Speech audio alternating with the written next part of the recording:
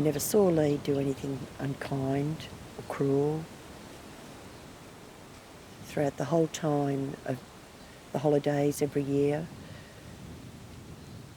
the cruelest he was ever to me, or that I saw him be cruel to anything, was when he was with that boy that night in 1962.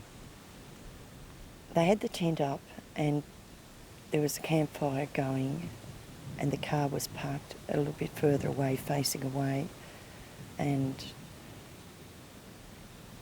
they were cooking some food and I spent some time at the campfire, and then the other boy said to me, "We've got a body in the car," and I can't remember what was said. I must have shown some disbelief because I remember being over at they opened the boot of the car and looked in and there was just tins of petrol or tins of something, I don't know on.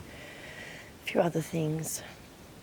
And then I confronted him. I can't remember that I didn't say, said something like, "You're a liar," because he went round then to the back seat of the car, back door of the car on the left-hand side and opened the car door.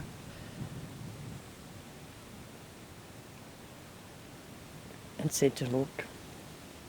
And I did look and there was tarp or blanket of some sort and there was bumps underneath it. But I couldn't see that it was a body, and so I think I said something like, "It's not."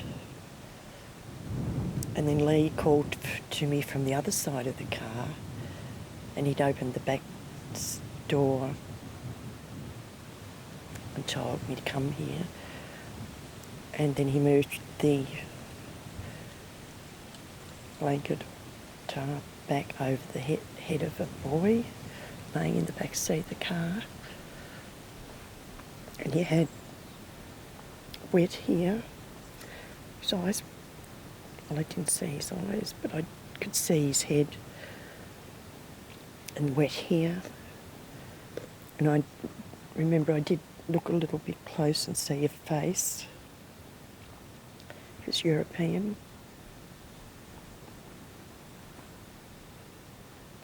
I don't remember anything else was said, but what I do remember was that he said, "So you better go home, little girl, or I might shove something up your bumhole and bury you, murder you and bury you like we're doing with him."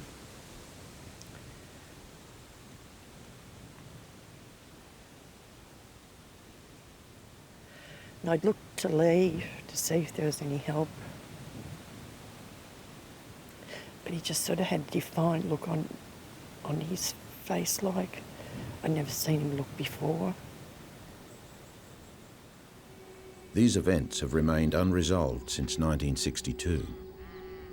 The Lee this woman refers to is now serving a life sentence for a murder committed in Tasmania in 1975, 13 years after the incident she described.